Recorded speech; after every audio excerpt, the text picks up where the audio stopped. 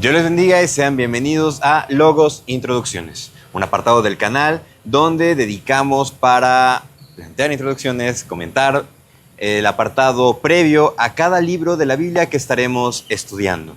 Y hoy estaremos estudiando la introducción del libro de Jonás. Tal como se mencionó en el devocional del día de ayer, estaremos estudiando el libro de Jonás y también estaremos estudiando el libro de Nahum, pero hoy nos enfocaremos principalmente en esta introducción del libro de Jonás. Todos conocemos el libro de Jonás principalmente por ese relato de Jonás y el gran pez, cómo el profeta desobediente fue comido por un gran pez, y esa es una de las enseñanzas más recurrentes en la escuela dominical. Y es muy bonita la enseñanza. ¿Por qué? Porque nos lleva a conocer que debemos de obedecer a Dios a pesar de que nosotros luego no queramos, o que pues, la voluntad de Dios se lleva a cabo cuando nosotros pareciera que no querramos. Entonces, hemos observado este relato una y otra vez, pero la historia de Jonás, el relato que nos marca este libro, va más allá que solo un suceso. ¿Por qué? Porque nos muestra verdades de quién es Dios, de la naturaleza humana ante el llamado del Señor y cómo responden las personas ante el mismo llamado, el arrepentimiento. Entonces, el libro de Jonás nos va a plantear estas cuestiones. Lejos de plantearnos interrogantes como lo que estuvimos estudiando en Primera de Corintios, nos va a plantear cómo poder seguir al Señor a pesar de nosotros. Por lo que tenemos este apartado general de lo que es el libro. Y no solamente esto, bueno, en cuanto a la autoría, muchas personas o muchos teólogos, comentaristas consideran que el libro de Jonás no fue escrito principalmente por Jonás, aunque tenga su nombre. ¿Por qué? Por la forma en cómo está redactado. Si lo leemos, está redactado en tercera persona. Cuando nos habla Jonás, hijo de Amitai, vino palabra del Señor a Jonás, diciéndole: Jonás, ve a Nínive, gran ciudad, y predica. Pregona, es lo que la palabra que se ocupa. Entonces, la forma en cómo está expresado en el capítulo 4, y Jonás se enojó en gran manera. La forma en cómo está escrito es el apartado en el que dice que posiblemente fue otra persona que documentó este suceso inspirado por el Espíritu Santo. La cuestión es de que inclusive en el Antiguo Testamento se ocupaba esa forma de escribir tercera persona, hablando, por ejemplo, en mi caso, poniendo un ejemplo, y Caleb estuvo compartiendo el devocional el día sábado. ¿Para qué? Para poder, junto con sus hermanos en la fe, crecer en el conocimiento de quién es Dios en el libro de Jonás. Quizá era una forma recurrente del Antiguo Testamento para poder redactar. Sin embargo, a ciencia cierta no se tiene estipulado como una evidencia interna que diga: yo, Jonás, escribí esto. No, porque inclusive el libro no tiene una conclusión en sí. Y ese es uno de los puntos más fuertes que nos deja este libro. Ahora, hablando del personaje que se centra, el profeta Jonás. El profeta Jonás era hijo de Amitai, como nos dicen en el versículo 1. Ahora, él era originario de la región de Gad-Efer, que eso lo podemos ver en Segundos Libros de Reyes 14 al 25. El cual nos dice: él restauró los límites de Israel desde la entrada de Amad hasta el mar del Arabá, conforme a la palabra de Jehová, Dios de Israel, en la cual él había hablado por su siervo Jonás, hijo de Amitai, profeta que fue de Gad-Efer. ¿Y por qué el énfasis en dónde era? Bueno, es que Gad-Efer pertenecía a la provincia de Galilea, cerca de Nazaret. Ahora, ¿por qué este detalle? Ahí les va un dato curioso que podemos tener en esta introducción. Ese es un dato interesante porque los fariseos y también un discípulo de Jesús llamado Natanael cuestionaron algo. De Nazaret, ¿puede salir algo bueno? De Galilea, ¿puede salir algo bueno? Y es que lo podemos revisar muy bien en Juan 7:52, cuando los fariseos estaban discutiendo con Nicodemo y ellos retan a Nicodemo para que investigara y se diera cuenta que ningún profeta había salido de Galilea.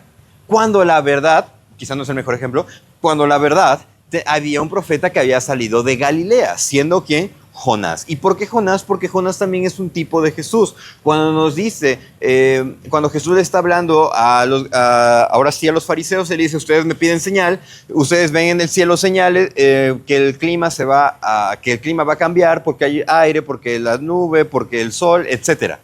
pero cuando ven la señal del Hijo del Hombre no se arrepienten. Sin embargo, se les va a hacer dada una señal, la señal del profeta Jonás, que así como estuvo en el vientre del gran pez, así el Hijo del Hombre va a estar en el más profundo 3 días, 3 noches. Es lo que le está diciendo, y es el énfasis a lo cual se está llevando, lo que se está llevando en este dato curioso.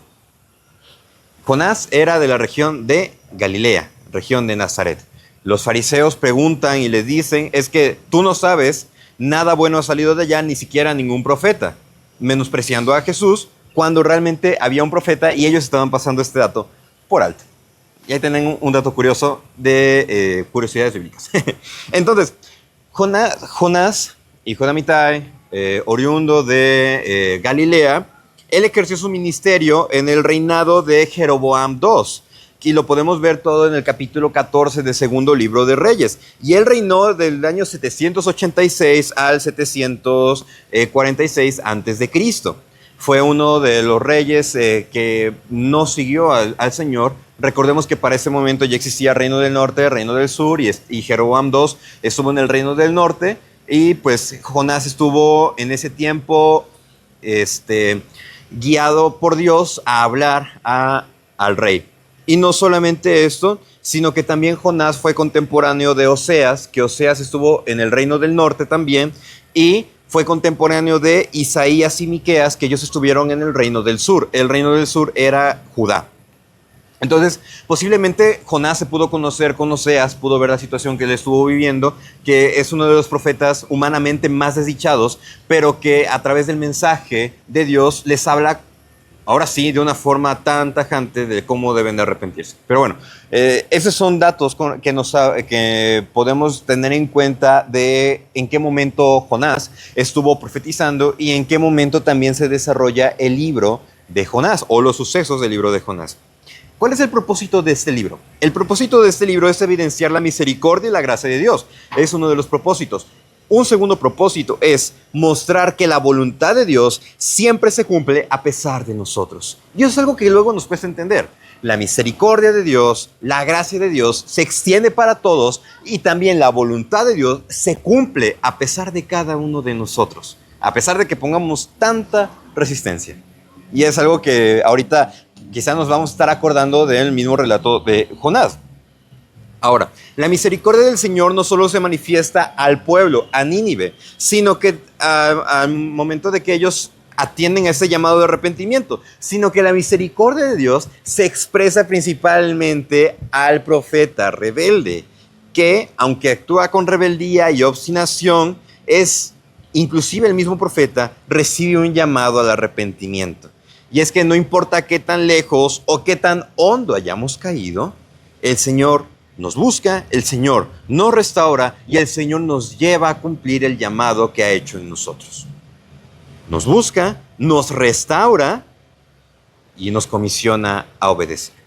Y es algo que nos muestra el libro y es parte del propósito, evidenciar la misericordia y la gracia de Dios y también evidenciar que la voluntad de Dios siempre se va a cumplir. Ahora, en la estructura del libro tenemos 4 capítulos, no hay más, no hay menos, tenemos 4 capítulos. El primer capítulo nos habla del llamado de Dios, de la huida del profeta y también de la reprensión por parte de Dios mediante ¿qué? Una ballena, ¿no es cierto? Un gran pez que Dios puso para ese momento. Muchos dicen que quizá ese gran pez Dios lo creó exclusivamente para ese momento y listo, ya no se dio más. Pero pues son datos que sabremos hasta que estemos delante de la presencia del Señor. Bueno, el capítulo 2 nos habla de una oración de arrepentimiento por parte del profeta. Una oración tan hermosa que cuando lo estemos estudiando en el devocional, creo que todos los vamos a disfrutar mucho. El capítulo 3 nos habla de un mensaje de arrepentimiento predicado a un pueblo pecador, pero también nos muestra un pueblo que atiende el llamado. Y es algo muy hermoso, un contraste al cual nosotros debemos de prestar mucha atención. Y el capítulo 4 nos habla del enojo arraigado en el corazón del hombre. Cuando nos dice, es que Señor, yo sabía que tú eres clemente y misericordioso y los ibas a perdonar y yo no quería que los perdonaras. Nos habla de algo que todavía debemos de cambiar en nuestro corazón, así como en el corazón del profeta. Y por último, ¿qué atributos de Dios observamos en este libro? Bueno, observamos la soberanía de Dios, la misericordia, la bondad y la paciencia. De manera que les invitamos a que nos estén acompañando en estos días, porque van a ser días, que estaremos estudiando los 4 capítulos del libro de Jonás en cada uno de estos devocionales y que sea de bendición para cada uno de ustedes y de nosotros también. Dios les bendiga.